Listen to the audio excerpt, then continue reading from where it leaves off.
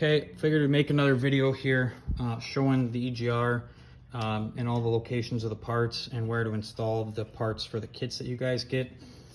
So first of all, this blue plug and this orange plug get unplugged no matter what. You have a 13 here. You have a 10 millimeter here that needs to come unplugged. You have a 13 here.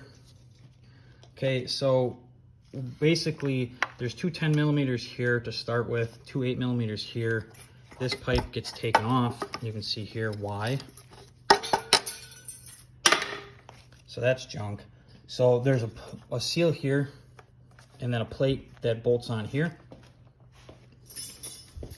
The next part that you need to take off, there is two 10 millimeters here and there's three 8 millimeters on the back here to get this plate off.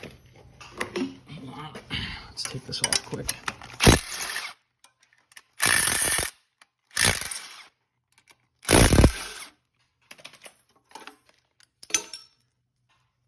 So there's a plate that bolts up here. You want to reuse the gasket that's on there. If there is a gasket right here, you want to make sure it's tight.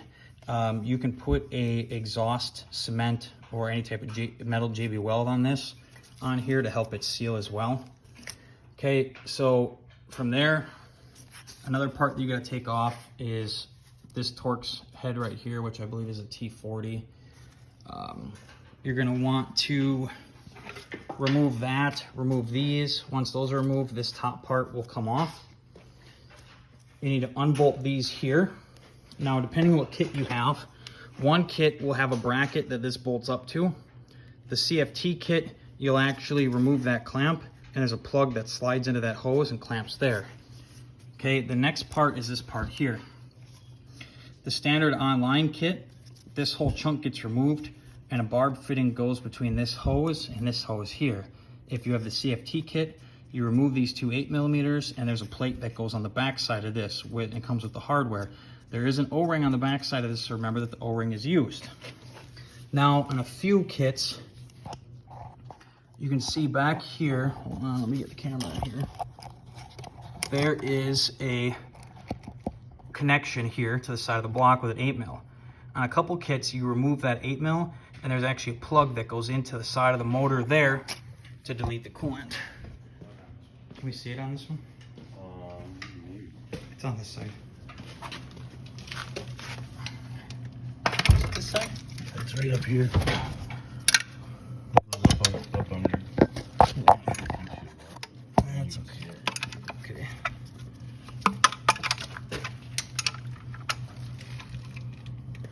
That's why they don't have to do the fucking plug. It's under the heat shield, behind the manifold. It's like Here. If you shoot it from the front, you can see you can see it right here. Hold on.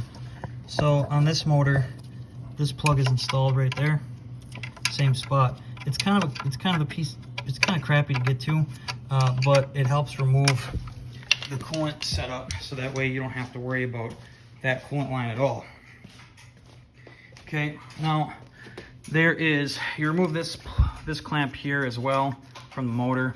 Once this clamp is removed from the motor as well, I just pull it off myself.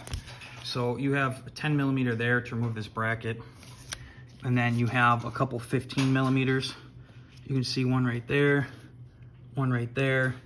You remove these 10s or 13s to remove this bracket, and then this whole coolant thing comes off the side of the motor. This is just a video to add to the video that I made originally for the EGR deletes. It's like I said, it's everything's super easy to get to. It sucks if your vehicle's got a lot of rust on it. If you have a lot of rust on it, you're probably going to end up leaving this on the engine and putting a plate right there. Problem with that is there is a flex pipe inside of here, and this flex pipe is where it starts to rust and the line breaks, giving you a P299.